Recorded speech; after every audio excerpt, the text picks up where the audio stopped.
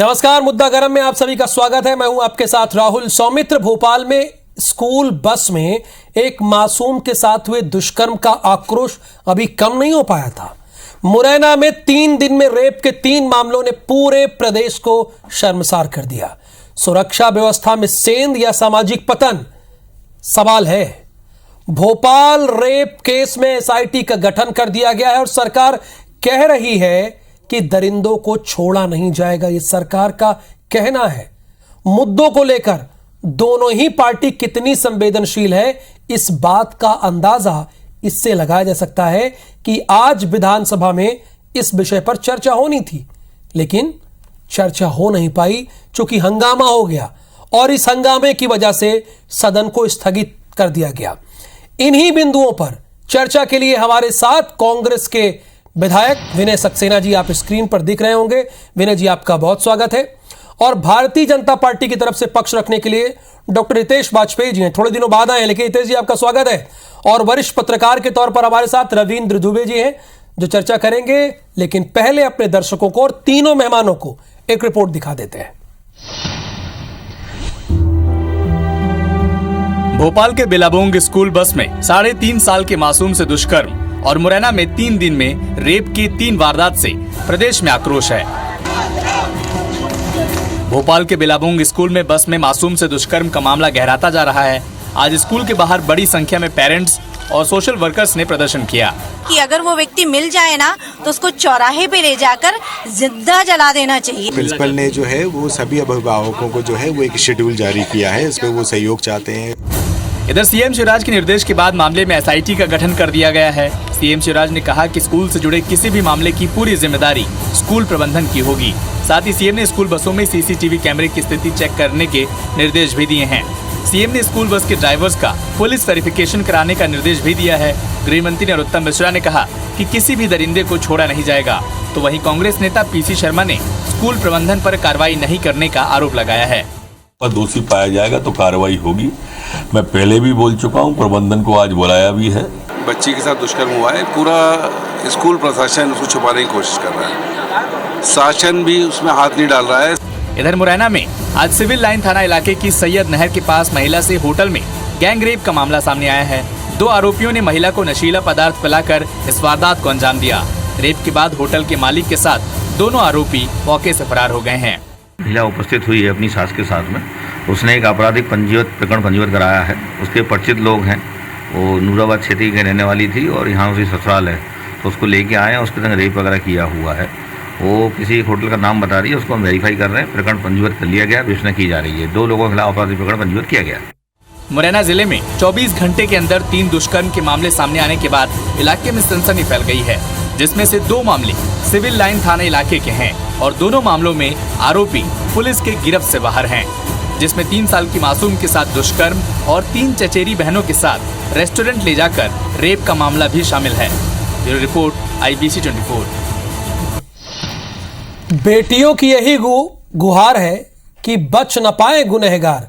विनय सक्सेना जी, कहा तो जा रहा है सत्ता पक्ष की तरफ से कड़ी से कड़ी कार्रवाई होगी, छोड़ा नहीं जाएगा किसी को, लेकिन आप लोगों को एकजुट होना पड़ेगा, एक होना पड़ेगा, समाज की तरफ से लड़ना पड़ेगा, तभी तो बेटियों के साथ जो ये अपराध हो रहे हैं वो अपराध नहीं होंगे। आज तो सदन इस मामले में बात होनी थी, लेकिन स्थगित हो गई। विनय जी,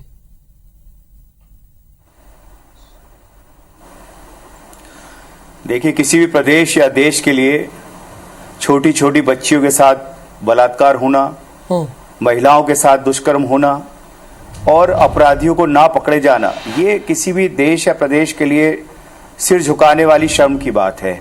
इस विषय पे किसी पार्टी को ऊंचा दिखाना, नीचा दिखाना या एक दूसरे की शर्ट हमसे साफ क्यों, ये दिखाने की बजाय ईमानदारी से इन अपराधों को रोकने के लिए प्रयास होने चाहिए। बिल्कुल। जहां तक मैं कहना चाहता हूं, इससे जो प्रदेश की हालत है, प्रदेश में जो अभी हालात है, उसमें बच्चियों के साथ और महिलाओं के साथ दुष्कर्म के मामले में मध्य प्रदेश इस समय पूरे हिंदुस्तान में नंबर 1 है। जहां 2021 में 3500 केस प्रकरण दर्ज हुए बच्चियों के मामले में, उसके पहले पिछले उसके साल में 3400 केस प्रकरण दर्ज हुए। 3 लाख प्रकरणों में पूरे देश में 10% हिस्सा जो है 30% महिलाओं के साथ जो प्रकरण दर्ज हुए हैं उसमें भी मध्य प्रदेश नंबर 1 में है। इन सब आंकड़ों को देख के लगता है कहीं ना कहीं मध्य प्रदेश की सरकार जो है उसकी जो प्राथमिकता है, माननीय हमारे मुख्यमंत्री जी हैं जो हर 4 शब्दों में एक शब्द जो है हमारी मामी भांजियों के लिए, हमारी बहनों के लिए हमेशा प्राथमिकता देने की बात करते हैं। परंतु आप देखें प्रदेश में बच्चियों के साथ और महिलाओं के साथ दुष्कर्म के मामले में प्रदेश नंबर 1 बनता जा रहा है। ये एक चिंता का कारण है, चिंता होनी चाहिए और हम लोग जिम्मेदार हैं, इसलिए चिंता बढ़ने की आवश्यकता भी है। अभी आपने विधानसभा की बात करी, विधानसभा में आपने देखा किस तरह से भारतीय जनता पार्टी के नेता चर्चा कराने से बच रहे हैं, भाग रहे हैं, चर्चा की शुरुआत तक नहीं होने दे रहे। और माननीय हमारे विधानसभा अध्यक्ष जी के सामने उनकी जो हालात कर दी गई है कि 1 घंटे पहले तय होता है बैठक में कि आज चर्चा होगी, लेकिन उसके बाद उस बात को बदल के माननीय मुख्यमंत्री जी का बयान देने की शुरुआत हो जाती है। लगता है स्थगन लाना, शून्यकाल लाना, जो एक नीतिगत और कानूनी रूप से परंपराएं थी उन सबको खत्म करने की नई परंपरा मध्य प्रदेश विधानसभा में शुरू हुई है और जिसके परिणाम सकारात्मक तो नहीं हो सकते। आप देखिएगा कि इसीलिए इस प्रदेश में जो अधिकारी है वो अराजक हालात को जी रहे हैं। अधिकारियों को पता है हम कितनी भी गलतियां कर लें हमारे ऊपर कोई अंकुश की आवश्यकता नहीं है, क्योंकि विधानसभा में हमारी सरकार हमको बचाएगी, चर्चा होने नहीं दी जाएगी और अपराध बढ़े या घोटाले बढ़े या घटनाएं बढ़े कोई फर्क नहीं पड़ने वाला। ये बेटियों की गुहार है, इस पर बात कर रहे हैं हितेश वाजपेयी जी। किसकी शर्ट ज्यादा उजली है इस पर ध्यान देने के बजाय बेटियों के साथ ये अन्याय ना हो, इसके लिए आप लोग क्या कर रहे हैं? देखिए, राजनीति साहब किसी को कहते हैं सोनू कि विनय जी ने कितनी चतुराई, देखिए वो तो एमएलए है, मैं तो हूं नहीं एमएलए और मैं एक साधारण आदमी हूँ, पेशे से डॉक्टर हूँ। विनय जी एमएलए हैं, साहब विधायक हैं, भाषण देने पड़ते हैं, उनको चुनाव लड़ने पड़ते हैं, तो वो उनके वक्तव्य में झलकता है। एक तरफ उन्होंने बोला कि साहब इस पे राजनीति नहीं होनी चाहिए, किसकी सफेद किसकी नीली किसकी पीली नहीं होना चाहिए। अच्छा रविंद्र जी आप भी ध्यान देना। फिर तुरंत उनने बोल दिया कि मध्य प्रदेश में ऐसा लगता है कि सरकार ऐसी चल रही, शिवराज जी से नहीं हो पा रहा और ये और बोला। अब देखिए कितनी चतुराई से इन्होंने गेंद फेंकी है। मत करिए साहब, मत खेलिए। मैं फिर से आपकी पहली लाइन का समर्थन करता हूँ। आपके अंदर एक विधायक है जिसको बच्चियों के साथ खड़ा होना चाहिए कि हम कैसे न्याय दें। नहीं तो मैं भी साहब राजस्थान के फिगर दे देता हूँ। आप 3,500 कर रहे हैं, वहां 6,000 से ऊपर केस दर्ज है। राजस्थान पहला प्रदेश है पूरे देश में, आपको जानकारी नहीं है, पढ़िए रिपोर्ट उठा के। तो ये लेकिन एक तो अच्छी बात है, होड़ लगी है क्या? मैं कह दूं कि अशोक गहलोत बेकार है, आपकी यूजलेस है, पहले कांग्रेस अपने राज्य में तो ठीक कर ले जाके, तो आपको अच्छा लगेगा क्या? और चलिए छत्तीसगढ़ में छोटा राज्य, मान लो आपके यहाँ से कम संख्या होती तो उसको जस्टिफाइड मान लिया जाए कि नहीं भूपेश बघेल के यहाँ 2,000 ही अफेक्टेड बच्चियां हैं तो भूपेश बघेल 2,000 तक अफोर्ड कर सकते। ऐसा होता है क्या? एक बच्ची भी होती है ना साहब, तो वो खराब चीज है। पहली बात ये बिल्कुल स्वीकार करो, आप इस पर राजनीति मत करो, और जब कह रहे हो तो फिर दूसरी लाइन में करना मत शुरू करो। ईमानदारी रखो, नहीं तो साहब दर्शक पकड़ लेता है। विनय जी मैं बता रहा हूँ, तो जब कहो और या तो फिर करनी है तो पूरी राजनीति करो। चलो अपन रिपोर्ट लेके बैठते हैं, करेंगे पूरी राजनीति करो, तो ये बात सच है। दूसरी बात साहब, अधिकांश क्राइम हम सब जानते हैं, ये जो हो रहे हैं 99% क्राइम जो हैं जहां पुलिस नहीं होती वहां पर ये क्राइम होते हैं। बहुत सारे केवल परिवारों में होते हैं। तो ये हम सबके लिए वाकई में चिंता का विषय है, क्योंकि साहब पुलिसिंग के दायरे में कोई क्राइम हो रहा है तो फिर भी आप तय कर सकते हो कि चलो ये क्लोज सर्किट में हो रहे हैं, घरों के अंदर हो रहे हैं। ये जैसे कुछ आपने सामाजिक पतन की ओर आप टॉयलेट्स में इशारा कर रहे हैं।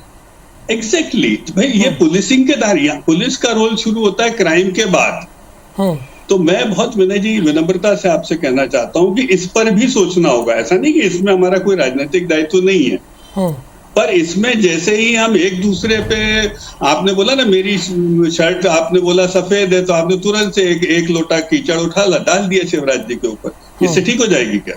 नहीं होगी। हम सब इसमें आगे निकल, क्या रिड्रेसल हो सकता है? आज 3-4 महिला ऑफिसर्स की एसआईटी बनाई गई केवल इस बात के लिए कि न केवल ये केस में तो सब बुक्ड है, सजा भी होगी। और हमारे यहाँ पर 42 ऐसे केस रहे हैं जिनको हफ्ते भर और 15 दिन के अंदर फांसी की सजा हुई है। और मध्य प्रदेश उन राज्यों में से है जिसमें आपकी ही विधानसभा ने, विनय जी आप शामिल हैं उसमें, और हम आपका आभार करते हैं विधायक के रूप में कि आप लोगों ने सबने तय किया, शिवराज जी संकल्प लेकर आए कि नहीं भाई फांसी की सजा होगी इन गुनाहगारों को, और हुई। आपके मध्य प्रदेश ने नजीर पेश करी है, लेकिन इतने से नहीं होगा क्योंकि ये तो साहब पोस्ट क्राइम है ना, हमको क्राइम ही रोकना है। एक हो गया क्राइम होने के बाद हमारा रिड्रेसल सिस्टम जो है वो सिस्टम रिस्पांस कैसा है, तो सिस्टम रिस्पांस तो ठीक है सर, लेकिन क्राइम ना हो ये ज्यादा जरूरी मेरे भाई। तो बिल्कुल क्राइम ना हो। हितेश जी, रविंद्र जी भी हमारे साथ हैं। रविंद्र जी, ये एक ऐसा राज्य है जहां का मुख्यमंत्री ऐसा है, लड़कियां हो महिलाएं हो, चूंकि सब करीब मानती हैं, उन्हें मामा मानती हैं, फिर भी इस तरह के बार बार अपराध होते हैं। सरकार भी संवेदनशील है। बिल्किस बानो के मामले में जब गुजरात में उन आरोपियों की सजा माफ हो जाती है तो तुरंत कहा जाता है कि हमारे यहाँ नहीं होगा, लेकिन फिर भी क्यों ऐसा हो रहा है बार बार? 3 साल की बच्ची के साथ रेप, 3.5 साल की बच्ची के साथ रेप। रविंद्र जी,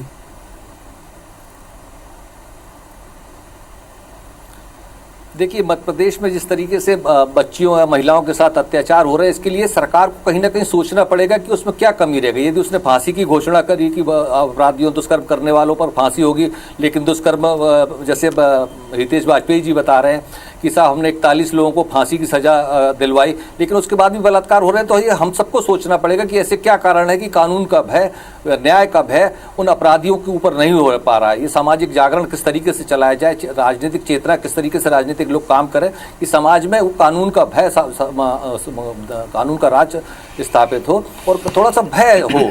लेकिन हम देख रहे हैं कि जिस तरीके से राजनीति हो रही है उस तरीके से मैं कहना चाहूँगा कि कई मामलों में हम देख रहे हैं कि राजनीतिक स्तर पर भी टीका टिप्पणियाँ हो रही हैं, लेकिन कार्रवाई में भी भेदभाव हो रहे हैं। देखिए, अभी आप बुलडोजर चलाने की बात हो रही है कि अपराधी के घर को हमने तोड़ दिया। हम कई घटनाओं में देखते हैं कि जहाँ लोगों ने मांग करी कि साहब यहाँ बुलडोजर चलना चाहिए, लेकिन नहीं चला। सिवनी में जहाँ वहाँ लिंचिंग हुई वहाँ पर बुलडोजर नहीं चला। ये मध्य प्रदेश सरकार की नाकामी है। यदि एक तरह सबके लिए कानून बराबर होना चाहिए, यदि कानून का राज स्थापित करना चाहते तो न्याय संगत बातें होना चाहिए, ये नहीं हो रही है। देखिए, हमें कहने के लिए तो बड़ा आसान है कि साहब कांग्रेस ऐसा कर रही है, भाजपा ऐसा कर रही है, ये अलग बात, लेकिन जब तक पुलिसिंग ठीक से नहीं होगी, कानून का गुंडों पर, अपराधियों पर भय नहीं होगा, पुलिसिंग के लिए क्या होना चाहिए? हम देख रहे हैं कि एक ही जिले में 12-12 साल से लोग पदस्थ हैं। जो लोग कहते हैं कि 3 साल के लिए पदस्थ होना चाहिए, लेकिन जैसे चुनाव होते हैं तो ट्रांसफर होता है और फिर वापस आ जाते हैं उसी जिले में पदस्थ होते हैं। ये कैसे हो रहा है? यदि अधिकारी एक ही जगह में पदस्थ रहेगा सालों से और उसे जब मालूम है, यदि आप कहते हैं कि सारा सिस्टम उसको मालूम होता है, उसके बाद भी अपराध हो रहे हैं, तो दोषी तो वही अपराधी हुए ना, वो प्रशासन दोषी हुआ ना। और इसमें सरकार के ऊपर क्यों अंगुली नहीं उठेगी? जो सरकार में होगा, जो मुखिया होगा, यदि अच्छाई उसके खाते में आएगी तो बुराई भी उसके खाते में आएगी। ये कहना बिल्कुल गलत है कि शिवराज जी पर उंगली नहीं उठेगी या गृह मंत्री पर उंगली नहीं उठेगी, ये पूर्णतः गलत बात है। ये दोनों उंगली उठेगी जब यदि आपने अच्छी कार्रवाई की, फांसी की सजा दिलवाने के लिए आपने कानून पास किया, 41 लोगों को सजा दिलाई, उसका श्रेय शिवराज को मिलना चाहिए। यदि बच्चियों पर अपराध नहीं रोक रहे हैं तो इसके लिए भी शिवराज के ऊपर आरोप या गृह मंत्री पर आरोप लगना चाहिए। ये विपक्ष का काम है और विपक्ष को भी सड़कों पर आना चाहिए। देखिए, मैं फिर कहता हूँ कि सड़कों पर आने का मतलब ये नहीं कि अपराधियों को सजा सड़क पर दी जाए। हाँ, इसका दबाव बने, अपराधियों पर कड़ी कार्रवाई हो, उन्हें न्याय संगत, विधि संगत कार्रवाई हो, जल्द से जल्द न्याय मिले और जेलों में रहें, और या फांसी की सजा तो जल्दी से जल्द फांसी की सजा हो। ये हम सबको तय करना पड़ेगा, तभी उससे अपराध रोकेंगे। फास्ट ट्रैक के जरिए न्याय मिले। हालांकि एक वरिष्ठ पत्रकार ने सत्ता पक्ष और विपक्ष दोनों पर सवाल उठाया। ब्रेक के बाद विनय जी से भी जवाब लेंगे और डॉक्टर हितेश वाजपेयी से भी। तो सत्ता पक्ष के बाद विपक्ष की भी जिम्मेदारी बनती है विनय जी, सड़कों पे तो आना होगा।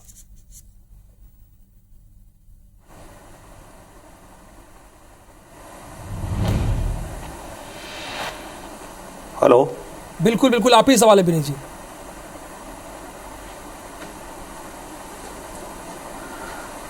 मैं आपसे कहना चाहता हूं कि विपक्ष अपनी भूमिका से कहां पीछे हट रहा है। भाई, विपक्ष जो है ये बात मानता है कि प्रदेश में कानून व्यवस्था कायम होनी चाहिए, लेकिन ये कानूनी व्यवस्था कायम रहने की जिम्मेदारी किसकी है? अगर स्कूल की बसों में कैमरे लगे होने चाहिए थे और उन कैमरों को चेक करने की जिम्मेदारी प्रशासन की है कि नहीं है? प्रदेश का माहौल कैसा है? प्रदेश में अपराधियों के हौसले कितने बुलंद हैं? अपराधियों के ऊपर दबाव प्रशासन का है या नहीं है, शासन का है या नहीं है?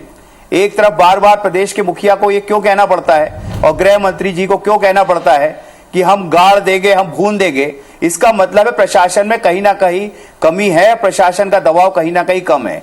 कहीं ना कहीं खुद माननीय मुख्यमंत्री जी को लगता है कि उनके दिए गए निर्देशों का पालन नीचे तक नहीं हो पा रहा है। गृह मंत्री जी को भी लगता है कि मैं जो कहता हूं वो नीचे तक उसका क्रियान्वयन नहीं हो पा रहा है। मैं आपसे पूछना चाहता हूं कि इस स्कूल के ऊपर कड़ी से कड़ी कार्रवाई अभी तक क्यों नहीं की गई? एक ही साथ मुरैना में 3-3 प्रकरण दर्ज हो गए। अब मैं ये कहना चाहता हूं, अगर आप कहें कि साहब विधानसभा की बात भी इसलिए जोड़ना चाहता हूं कि विधानसभा में इसमें चर्चा होने से क्यों बचना चाहिए सरकार को? अगर हम हर चीज को पक्ष विपक्ष से देखेंगे, हर बात को देखेंगे कि साहब हम तो काम कर रहे हैं, हमने एसआईटी बना दी, क्या प्रदेश का माहौल ऐसा है? क्या प्रदेश की स्थिति ऐसी है? अभी मैं महिला आयोग की अध्यक्ष रेखा शर्मा जी का बयान पढ़ रहा था। उन्होंने लिखा कि मध्य प्रदेश में पुलिस जो है महिलाओं के प्रकरणों के मामले में देरी करती है।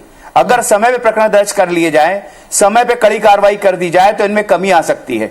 ये किसका आरोप है? महिला आयोग की अध्यक्ष रेखा शर्मा जी का। पर्याप्त समय है। हितेश जी, ऐसा क्यों है कि महिलाओं के मामले में अपराध दर्ज करने में देरी होती है? इसमें कितनी सच्चाई और क्यों है ऐसा? देखिए, मेरा तो बहुत सीधा सा कहना है, आप विपक्ष में हो, आपको गालियां देनी खूब दो, तथ्य परख दो, तथ्य परख दो तो बेहतर है। नहीं तो साहब खूब कर लो आप। नवीन जी चाहे जितने लेख लिख डालें, उससे क्या फर्क पड़ता है? हम सारी समस्याओं का ब्यूरोक्रेटाइजेशन कर देते हैं, बच्चे का पॉलिटिसाइजेशन कर देते हैं, क्योंकि समझने नहीं चाहते ना साहब। आईपीसी की 1860 की धारा में लिखा था, only law alone can not protect woman, it is a responsibility society must teach about gender equality and this and that. मैं मेडिकल का विद्यार्थी भी हूँ। आपको मालूम है क्राइम अगेंस्ट वुमेन में सेक्सुअल वायलेंस तो तीसरे, चौथे, 5वें नंबर पर आता है। It starts from domestic violence, it starts from crime against और differentiation against women while she is working, work place पे आता है। जैसे आपका ऑफिस है साहब, हमारे ऑफिस है नॉर्मल। तो सर आप क्या है, हर चीज में आप दलों के पीछे छुपना चाहते हो। मैंने बताया ना, मेरे लिए बहुत आसान है विनय जी, मैं अशोक गहलोत साहब को गाली देना शुरू करूं, और आपको यदि बहुत ज्यादा अकल है कांग्रेस के पास तो खत्म करके बताया राजस्थान से। राजस्थान में सबसे ज्यादा पीटी साइड भी है फीमेल, कर दिए खत्म। आपको मालूम है अशोक गहलोत जी ने पिटीशन डाली थी कि विवाह के योग्य जो है उनसे कम बच्चों का, जो 18 साल से कम बच्चों के विवाह के वो रजिस्टर पंजीकरण करा जाए। ये पिटीशन डाली थी जिसको भी रिजेक्ट किया सुप्रीम कोर्ट ने। तो मैं आपको कई उदाहरण, देखिए क्या ये छोटा रास्ता है। और रवीन जी को भी बता दूं, ये बहुत छोटा रास्ता है रवीन जी। देखिए आप लोगों के कहने मात्र से चीजें नहीं होती, समाज में भी लोगों को पता है कि भाई ये सब क्यों हो रहा है। थोड़ा ना कि समाज के लोग पढ़े लिखे नहीं है, वो भी डॉक्टर है, इंजीनियर, सारी अकल एमएलए को थोड़ा ना आ गई है, उनको भी पता है। सौमित्र जी को भी पता है कि भाई क्राइम अगेंस्ट वुमेन जो है, redressal system is a different thing. और यदि हमको क्राइम अगेंस्ट वुमेन को हम सबका कंसर्न रही है, आपका भी, विनय जी का भी, रविंद्र दुबे का भी, मैं भी, दर्शकों का, अपराध कम हो ना, कम से कम पहली कोशिश तो ये होनी चाहिए। इसमें मुझे बताइए, ठीक है, राजस्थान में चले जाएंगे, फिर उत्तर प्रदेश में चले जाएंगे, अपने प्रदेश में रहते हैं ना, हम मध्य प्रदेश की बात करने के लिए बैठे ना हितेश जी। सौमित्र जी आप करिए मध्य प्रदेश की बात। Crime against women Madhya Pradesh तक सीमित विषय नहीं है। और दूसरा, रिसर्च किया है, दुनिया भर में इस पे रिसर्च हो रही है, और ये बात हर जगह निकल कर आ रही है। आप सब लोग आंख बंद कर ले, मुझे कोई तकलीफ नहीं है। नहीं, आपकी तरफ से ये तो होना चाहिए ना कि अगर महिलाओं के मामले आ रहे हैं, समाधान नहीं, अगर मामले आ रहे हैं तो आपकी सरकार तो महिलाओं के साथ खड़ी रहती है, उनके मामले तुरंत दर्ज हो, ये तो होना चाहिए। बता रहे ना, हमने भाई फांसी का कानून कमलनाथ जी ने क्यों नहीं बनाया, दिग्विजय सिंह ने क्यों नहीं बनाया, अर्जुन सिंह ने क्यों नहीं बनाया? सो रहे थे वो, तब रेप नहीं होते थे क्या? 25,000 दे दिया क्या? दिग्विजय सिंह ने नहीं किया था, फ्लोर के ऊपर उन्होंने बोला कस्टडी में जाके दोबारा रेप हो गया तो 50,000 दे दिया, ये दिग्विजय सिंह ने नहीं किया था क्या? हंस रहे थे खेके दांत निकाल के, उनसे तो हमने बेहतर काम किया ना। चलिए विनय जी जवाब। उनसे तो हमने बेहतर काम किया। चलिए अब राजनीतिक बात ही करते, क्या करना है फालतू की बातें? नहीं, बिल्कुल राजनीतिक बात नहीं होनी चाहिए ना, कम से कम ये संवेदनशील बहुत मुद्दा है। देश में आप तीनों लोग विद्वान हैं। नहीं तो रेप कैपिटल राजस्थान क्यों है? नहीं, यही बात करते हैं, किसी को पसंद ही नहीं आ रही ना। देखिए हम जैसी लॉजिकल बात करते हैं किसी को नहीं पसंद है। आप तो प्योर राजनीति की चीचा लेदर की बात करो, एक दूसरे को गाली दो और मुर्गे लड़ाओ, भाई इससे महिलाओं का भला हो जाएगा क्या? नहीं, बिल्कुल नहीं होगा। महिलाओं के मामले जो हो दर्ज हो तुरंत, त्वरित गति से, और जो अपराधी हो उन्हें तुरंत सजा मिले, जिससे दूसरे ऐसा करने में घबराएं, डरे। बस ये माहौल सभी यही चाहते हैं। सौमित्र जी कोई पकड़ा नहीं गया है, बिल्कुल आप रिपोर्ट करिए, बताइए, हम जवाब देंगे, नहीं गर्दन झुका के बैठेंगे। इनका एमएलए इनके बाजू में बैठता है मोरवाल, उसका बेटा 2 साल छुपा के रखा कि नहीं रखा? 17 महीने बाद आपने उसको कांग्रेस से बाहर किया है परसों। विनय जी, शर्म आना चाहिए कांग्रेस को। आपका सिटिंग एमएलए आपके बाजू की सीट पे बैठता है, वो आदमी उसका लड़के को बचा। ठीक है, विनय जी से इसका जवाब लेते हैं। विनय जी आके हमको यहाँ पे ज्ञान विनय जी राजनीतिक, तो घर में तो आप बलात्कारी को प्रोटेक्ट करते हो और समाज में 1 मिनट सर, विनय जी है वहां पे। ये कोई अच्छी बात थोड़ी ना है।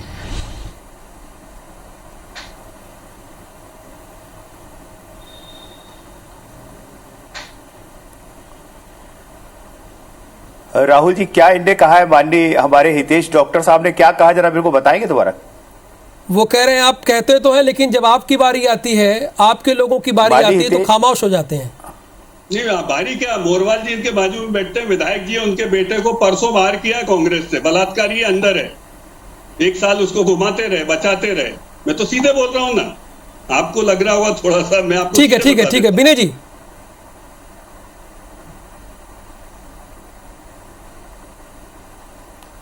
आवाज इसकी है ना, आ नहीं रही। चलिए कोई बात नहीं विनय जी। राहुल जी क्या कहा है हितेश जी ने? मैं सुन नहीं पा रहा हूं, इस पे कुछ प्रॉब्लम?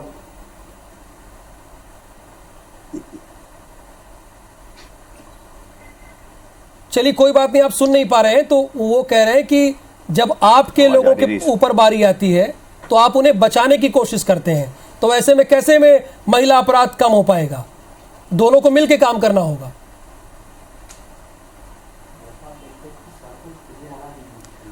मैं ये इनसे पूछना चाहता हूं कि इनके आरोप में ये बताएं ना कि कांग्रेस से किसको बचाने का प्रयास किया। एक आध अपराध में बता दे जहां कांग्रेस के किसी नेता का नाम आया हो कि उसने बचाने का प्रयास किया है आपने कांग्रेस पार्टी से। 1 साल उसको आप लोगों ने फरारी में रखा, उसके बाद नाम बताइए ना उनका, कर पाए, बताइए उसका। मेरी तरफ हमारे पड़ोस में बैठने वाले विधायक जी का नाम बताए ना, कौन विधायक है? मोरवाल विधायक बता तो रहो, 6 बार बोल दिया साहब मैंने, कि कौन नहीं जानता मध्य प्रदेश का साहब। आपके बाजू में बैठते हैं मोरवाल जी, उनका बेटा है जिसको परसों बाहर किया। आप मैं सब भेज देता हूँ कागज, आपके आईबीसी ने भी चला। अच्छा मोरवाल एक अब अच्छा मोरवाल, माननीय हितेश जी, मैं आपसे कहना चाहता हूँ, सुनिए अब आप मेरी बात सुन लीजिए ना, अपनी बात ही कहते रहेंगे, दूसरे की भी सुनेंगे। अरे आपको नहीं सुनाई दे रहा था तो इसीलिए मैं बोल रहा था, नहीं तो मेरी बात भी सुनेंगे, आप अपनी बात कहते रहेंगे। अब डांट क्यों रहे साहब? मोरवाल को डांटा होता। अब आप पहले अपनी बात, मेरी बात भी सुन ले अब। जी महाराज।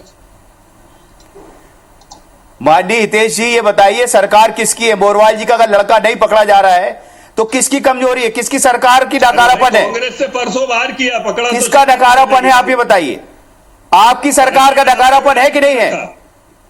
अच्छा, अरे आपकी सरकार में अगर कोई अपराधी, कांग्रेस का कोई दायित्व, कांग्रेस भाई हमारा आपसे कहना है, कांग्रेस से मुक्त किया है, परसों किया है। कांग्रेस तो आपकी है ना, कांग्रेस तो आपकी पार्टी है। मैं आपसे 2 साल से वो वाला कांग्रेस पार्टी कर रहा था, 2 साल से कांग्रेस पार्टी का ना वो सदस्य है, कांग्रेस पार्टी का ना वो सदस्य है, और ना कांग्रेस पार्टी ने उसको प्रश्रय दिया है। आपकी सरकार है। इनका लेटर हेड बिल्कुल हितेश जी, यहाँ पर विनय सक्सेना जी ये साफ कह रहे हैं कि गवर्नमेंट आपकी है, सरकार आपका है, लॉ एंड ऑर्डर आपका है।